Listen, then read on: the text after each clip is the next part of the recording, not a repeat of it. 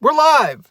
Welcome everyone to American in Leeds, the American Leeds YouTube channel. Please smash the like as you come in, as you digest this video. Fresh, raw reaction to West Brom 1, Leeds United 1, or 1 Leeds United, you would say. Quick little notes on the channel. We did a really nice podcast with Lockie and Chris. That's on Spotify only, so check that out if you can. I just think it's a really good, it's going to stand the test of time. We go into like Lockie's origin story, how he became a Leeds fan. He did a really good analysis on this game and really called it that Leeds would be vulnerable from a set piece. He's an absolute Nostradamus when it comes to Leeds United stuff. So anyways, check that out. It's going to be Spotify only for that. It has nothing to do with anything besides the fact that I don't have time to download it, upload it, and put it back up on YouTube. I'll try to do that in the future, but anyways. Ayling, Luke Ayling. Luke Ayling giveth, Luke Ayling taketh away. I thought Bill Ayling had it's hard for him to go 90 minutes without making a mistake these days. And he had a mistake where he really left his feet on the halfway line early in the first half. But he gets forward and he gets in great positions and he got that header. He got that goal. He got it level. So you got to appreciate that. Look, no, the front four still hasn't scored. That is concerning to me. I want to see, yeah, he did good, but he had a crap game. Again, good point, Dave. I just think he giveth, he taketh away. I don't know. I don't think he can last the championship. He's got a mistake in him every game. He's getting away with it. He got away with it this game, but you know, there's just times where he's leaving his teammates in difficult positions. So anyways, that's that. The front four still hasn't scored. That's disappointing, but I think Ruter is getting close. He's popping up in good situations, and he's just getting very close. He just needs that first goal. I think it'll come, so I'm positive there. The refereeing tonight, what the heck was that? The referee wanted to insert himself into the conversation a lot, giving out, I think, 9 or 10 yellow cards. Seemed like any kind of touch just outside the box he was going to give as a card. But Jaffe, I thought, had a penalty shout a couple times. For whatever reason, inside the box, we should have had a penalty. Ref put the hand in his pocket. So pretty inconsistent for me there. Yeah, just not a fan. Kevin says not seen it, but Brom's. Yeah, it was a handball. Absolutely, it was a handball. So I mean, if you say it's a handball, you probably take it as a clean sheet. We deserved more, right? Everybody wants to say that. We deserved more from this game. 100%.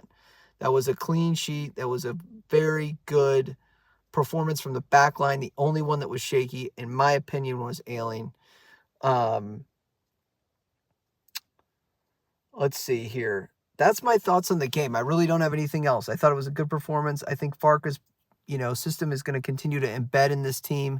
This is not our best side already, and I think the front four needs to gel. Our most dangerous player tonight, let me know what you think. For me, the most dangerous player, Dan James. I mean, Dan James gets a lot of stick, but he was very dangerous tonight, able to express himself quite, to use a Bielsa term, quite well. Got some good crosses in. He seemed to have his tail up, I felt like, most of the game. Archie Gray did fantastic. Ampadu was fantastic. I thought it was an excellent debut for Rodon. I mean, I don't really have any, Shackleton is Shackleton. He lacks kind of a killer instinct at times, but off the ball, he's excellent. I thought the pressing was excellent. I mean, West Brom, they didn't really have a chance to test Meslier. I mean, we worked the goalkeeper much more than Meslier was worked for us. So I don't know. I'm bullish on this team. I've always been bullish on this team. I'm not hanging. I wasn't as depressed as everyone else was after last week against Birmingham. So that's that. I mean, I think we're progressing well. The team's well. Farke's great. Farke's a great manager. Let's flip real quick to the 49ers because I don't get a chance to really talk every week about this stuff. We have to be patient. I don't want to be a 49ers apologist, but look, they had a plan going into the offseason. I'm just going to do this real quick. They had a plan going into the offseason. The offseason was to be aggressive. Aggressive means many things to many people. To me, it meant that the 49ers were going to be aggressive in retaining some of the players that they could. Why? Why would they do that if they have relegation clauses? Well, if you throw the baby out with the bathwater and go down to the championship and try to build a whole new side, if you do that, your chances of promotion are much harder. So first things first, we have to maintain as many players as we can. If you've spent any time watching my channel, welcome in if you haven't. If not, you know my core four that I wanted to keep, that I thought was worth keeping this season from the relegated side was Tyler Adams, Willie Gnonto, Somerville, and Bober. 2 are now officially gone. Somerville and Gnonto aren't. Gnonto is probably gone. Those were my core 4 that I thought we could keep. I thought the rest were gone. It came out from, again, context is important. It came out from Phil Hay in May, and when we were getting relegated, that up to 11 or 12 players would leave the side. Knowing that, we couldn't let all 11 walk. Recruitment efforts or staying efforts haven't been what they've all been. They've all been snakes. They're all dead to me as much as they're dead to you. So we're not taking the piss with Willie. We're going to get a good price for him. We're telling everybody that he's not for sale. I think something gets done at the 11th hour, and I think hopefully another team comes in. As the Premier League sides, injuries can happen. They're still massaging their squads. Somebody else besides Everton can come in for Willie. Hopefully there's a little bit of a bidding war. I think the 49ers have been doing a decent job on trying to keep Willie Gnonto. From the PR perspective, the kid's 19. There's no way this guy authored a letter. He has nothing to do with the letter. English is his second language. I doubt Willie Gnonto authored that letter. I doubt it. I think he was just asked to sign it from his agent. His agent's a snake. Whether he keeps his agent or if he's making a mistake, but I don't blame the kid for being 19 right now. He needs to grow up. He absolutely needs to grow up. But let's put things into context. He's 19 years old. He's a career athlete, footballer, whose English is his second language. I don't know if it was written in Italian or English, but I doubt he had anything to do with the authoring of that letter and the timing of its release. So I'm not blaming the person here. I am blaming some of the decisions with the agent and signing off. And he also probably has tremendous pressure from his family. He's probably the breadwinner, and not being a 19-year-old breadwinner for your family and an full-fledged Italian international. Look, I'm just giving him some leeway. I think he moves anyways. And I think the 49ers have been managing it decently. I don't want to say they've been getting an A+, but they're doing a good job there. All right, that's that. It looks like Somerville's hopefully staying. The window's not totally closed. Final point I'll say, we need players. I'm with the entire fan base, all the content creators. Sign some players. Get some players in here, 49ers. Let's go. We would be freaking top of the table here. Everything is there. The system is there. Farke is ahead of the curve where he was. If you look where he took over Norwich in the championship, it took him, I believe, a season or like a season and a half for him to really get the system implemented in Norwich.